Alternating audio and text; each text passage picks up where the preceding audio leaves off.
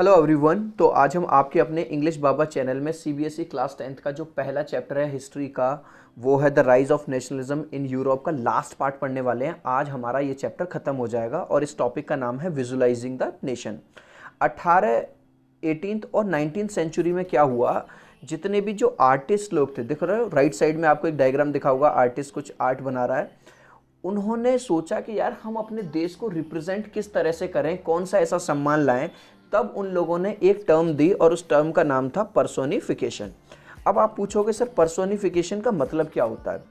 Adding human character to something non human, मतलब किसी निर्जीव चीज को सजीव की तरह मतलब उसे बिहेव करवाना, ये है पर्सोनिफिकेशन। समझ रहे हो? अगर आपने इंग्लिश के अंदर फिगर ऑफ स्पीच पढ़ा होगा तो उसमें भी शायद आपने पढ़ा होगा पर्सोनिफिकेशन क्या होता है। थोड़ा सा और एग्जांपल देता हूँ। जैसे राइट साइड में देखो यार, एक कार बनी हुई है, कार की जीभ बाहर निकली हुई है। अब मैं आपसे पूछता हूँ, क्या कार की सचमुच में जीभ होती है? अगर आप कार की डायग्राम देख रहे हो तो आपको ऐसा लग रहा है कार ना बहुत ज़्यादा दुखी है। देखो लाइन लिखी हुई है, द कार वॉज सफरिंग। अब सफ़र कौन करता है? जैसे एक इंसान है, वो बीमार है तो वो सफ़र कर रहा है, ठीक है। किसी को पैसे की कमी है तो वो सफ़र कर रहा है। तो सफ़र कौन करता है? जो सजीव है, जो लिविंग बॉडी है, वो करती है। लेकिन पर्सोनिफिकेशन क्या है? जो निर्जीव चीज़ें हैं, नॉन लिविंग चीज़ें हैं, उसे भी क्या देना, उसे भी, जैसे मैं कहूँ कि ये जो कार है ना, ये मेरी दोस्त है, तो अब दोस्त कौन होता है? कोई लिविंग बॉडी होगा। समझ में आ गया इतनी चीज़? अब क्या हुआ, in 18th and 19th century female figures were selected as symbols of honour to represent nation.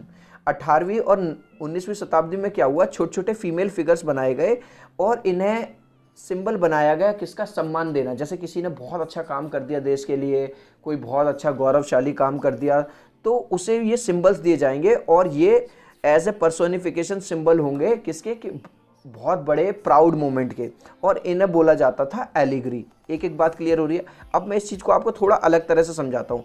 आपने देखा होगा कभी कभी आईफा अवार्ड्स आते हैं, तो उसमें क्या होता है, बेस्ट सिंगर को, बेस्ट एक्टर को, आपने देखा होगा अवार्ड मिलता है इस तरह का। यहाँ पे मैंने एक फ़ोटो दिखाया हुआ है रणवीर सिंह का, ये मेरा फेवरेट हीरो है, ठीक है। तो अब ये जो अवार्ड मिला, तो ये क्या पर्सोनिफाई कर रहा है? ये पर्सोनिफाई कर रहा है कि भाई ये आदमी ने इस आदमी को अवार्ड दिया जाता है फिल्म में बेस्ट एक्टिंग का। इतनी बात क्लियर हो रही है? अब ये जो अवार्ड है, ये जो एलिग्री है, ये एट्रीब्यूट है कुछ बातों के। किसके? लिबर्टी के, जस्टिस के, रिपब्लिक के। लिबर्टी का मतलब आज़ाद होने का, जस्टिस का मतलब न्याय का, रिपब्लिक मतलब एक कॉन्स्टिट्यूशन का। अब अगर एक आदमी लाल कैप पहन के घूम रहा है तो इसका मतलब वो फ्रीडम में है। या अगर आपको दिखाई देती है टूटी हुई चेन लेकिन टूटी हुई, तो इसका मतलब वो आज़ाद है। और जस्टिस वाला ये तो देखा ही होगा आपने, काफ़ी सारी पिक्चरों में एक औरत खड़ी रहती है ब्लाइंड फोल्डेड, उसके हाथ में एक तराजू लगा रहता है, तो ये कहीं ना कहीं जस्टिस को शामिल करता है। हमें इस टॉपिक में बस थोड़ी सी एक चीज़ और जाननी है। जो फ्रांस के अंदर जो एलिगरी थी, जो वो अवार्ड था, वो जो सम्मान था, उसे कहते थे मैरियाने, ठीक है, MARIANNE। और जर्मनी के अंदर वो जो एलिगरी होती थी, उस अवार्ड को बोला जाता था जर्मेनिया। बस आपको इसमें इतनी बात ध्यान रखनी है। अब हम एक छोटा सा टॉपिक और पढ़ेंगे जिसका नाम है नेशनलिज्म एंड इंपीरियलिज्म, ठीक है। अब जो हमारा नेक्स्ट टॉपिक है वो है नेशनलिज्म एंड इंपीरियलिज्म। अब अगर यार मैं नेशनलिज्म की बात करूं, और अगर आप मेरे सारे पार्ट्स आपने देखे हुए हैं, हमारे वीडियो फॉलो कर रहे हो, तो आपको नेशनलिज्म का मतलब मैंने कई बार बता दिया, दोबारा बता देता हूं। नेशनलिज्म का मतलब होता है love for own country, culture, language. यानी कि किसी इंसान का अपने देश के प्रति प्यार, अपने कल्चर के प्रति प्यार, अपने देश की लैंग्वेज के प्रति प्यार, इसे बोलते हैं नेशनलिज्म। अब मैं जो स्टोरी सुनाऊंगा वो कहानी सुनाऊंगा आपको बाल्कान्स की। अब बाल्कान्स एक जगह का नाम है। वहाँ पे क्या था, बहुत सारे कंट्री थे। मतलब अगर मैं आज के हिसाब से बताऊं तो मॉडर्न डे के हिसाब से रोमेनिया था, बुल्गारिया था, अल्बानिया था, ग्रीस था, और भी बहुत सारे कंट्रीज थे, ठीक है। अब जितने भी बल्कान्स में जितने भी ज़्यादातर पार्ट थे, large part of Balkans was under of Ottoman empire. तो वहाँ पे रूल किसका चल रहा था भाई? ओटोमन एम्पायर का रूल चलता था, ठीक है, वो लोग राज कर रहे थे। लेकिन आजकल के लोगों में देखा होगा आपने, लोग एक दूसरे से जलने लगते हैं, तो यही जेलसी वाली फीलिंग उनके बीच में डेवलप होने लगी। The Balkans states were jealous of each other, एक दूसरे से जलने लगे। Each hope to gain more territory at the expense of others.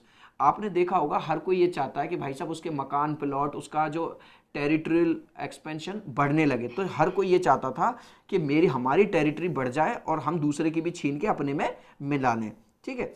अब क्या हुआ, one by one states broke away from control of Ottoman empire and declare independence. अब सारे के सारे जब एक दूसरे से जलने लगे, उन्होंने कहा भैया हमने मिलके नहीं रहना, हम तो बस अपनी टेरिटरी बढ़ाना चाह रहे हैं, तो सबने वो जो ओटोमन एम्पायर से वहां से तोड़ दिया और अपने आप को इंडिपेंडेंट बना लिया कि भैया हम एक अलग कंट्री है, हम एक अलग कंट्री है, हम एक अलग कंट्री है।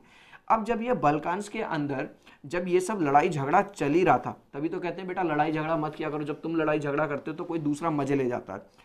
अब रशिया, जर्मनी, इंग्लैंड और ऑस्ट्रो हंगरी, इन चारों ने देखा भाई साहब यहाँ तो लड़ाई चल रही है, ये बढ़िया टाइम है यहाँ पे अपना प्रभुत्व जमाने का, मतलब अपने आप को एक्सपेंड करने का यहाँ पे बढ़िया हुआ है। तो अब क्या हुआ, अब मैं आपको समझाऊंगा इंपीरियलिज्म का मतलब क्या है। देखो सबसे पहले डेफिनेशन समझो। इंपीरियलिज्म मीन्स होता है extending power with the use of military in a particular region. किसी दूसरे रीजन में जाके, किसी दूसरे क्षेत्र में जाके पावर के साथ गोलीबारी का यूज करके, मिलिट्री का यूज करके, मतलब जबरदस्ती उसके एरिया को अपने एरिया में मिलाना, ये होता है इंपीरियलिज्म। अब जब ये सारी चीज बढ़ गई, इसी वजह से जन्म हुआ वर्ल्ड वॉर 1 का। This led to the world war 1। अब भाई साहब जब वर्ल्ड वॉर होने लगा तब क्या हुआ, मैनी कंट्रीज वर कॉलोनाइज्ड बाय यूरोपियन पावर्स। जो बहुत सारे कंट्रीज थे उन पर राज कर चल रहा था यूरोपियंस का। अब लोगों ने भाई साहब इसका अपोज करना शुरू कर दिया। People started opposing imperialism. लोगों ने कहा भाई साहब 19वीं शताब्दी चल रही है, बहुत सहेली है तुम्हारे जुल्म, बहुत सहेली है तुम्हारे सितम, अब नहीं सहेंगे। और लोगों ने एंटी इंपीरियल मूवमेंट चालू कर दिया। देखो एक एक चीज समझते रहना। पहले मैंने नेशनलिज्म का मतलब समझाया, देश के प्रति प्यार, देश के प्रति सम्मान, देश की कल्चर के प्रति सम्मान। और इंपीरियलिज्म क्या है, अपनी पावर को अपनी गलत शक्तियों से, मिलिट्री का यूज करके, अपनी पावर को यूज करके, ठीक है, बढ़ाना। ठीक है, अब क्या हुआ, idea of nationalism started spreading. लोगों में आइडिया आने लगा कि भैया हमें एक नेशनलिज्म होनी चाहिए, हमें एक ऐसा नेशन स्टेट चाहिए, हमें एक ऐसा कंट्री चाहिए जहाँ पे हम मिलजुल के रहें, अपने देश के प्रति हमारा सम्मान रखें, अपने कल्चर के प्रति हम सम्मान दें। और सब लोग यही चाहते थे कि भैया एक नेशन स्टेट बनाया जाए जहाँ पे कॉमन लैंग्वेज हो, कॉमन कल्चर हो और कॉमन हिस्ट्री हो। समझ में आ रही हो मेरी बात? तो आपको नेशनलिज्म समझ में आ गया और इंपीरियलिज्म समझ में आ गया, और यहाँ पे आपका ये वाला चैप्टर पूरी तरह से हो जाता है खत्म। ठीक है, मुझे कमेंट सेक्शन में जरूर बताना कि ये चैप्टर आपको कैसा लगा। चलो मिलता हूँ आपसे नेक्स्ट वीडियो में, बाय।